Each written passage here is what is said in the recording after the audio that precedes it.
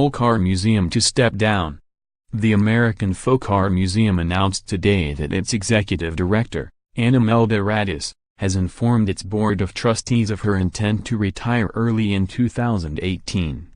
Dr. Radice, 69, has been director for just over 5 years, but during her tenure, she guided the museum through a near-death experience. When she took over in September 2012, the museum was all but on life support. In the previous 3 years, it had defaulted on the bond for its flagship building on West 53rd Street, inaugurated 3 months after 9/11, sold the structure to its neighbor, the Museum of Modern Art, and retreated to its branch space at 2 Lincoln Square. At one point the dispersal of its great collection of folk and outsider art to other museums was considered. When she was appointed director, Dr. Radice told the New York Times, "I'd very much like to be part of bringing the museum to the next level." At the time, it seemed like little more than the obligatory soundbite, but she was as good as her word.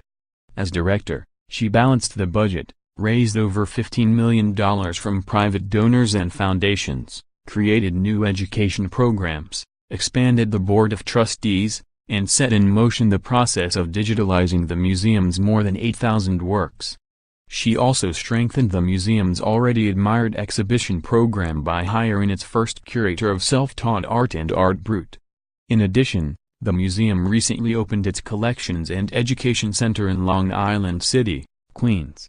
The new space includes public galleries that allow for displays drawn from the permanent collection, which are rarely possible at the Lincoln Square space. Despite very little professional experience with folk art, Dr. Radice came to the museum impressive credentials.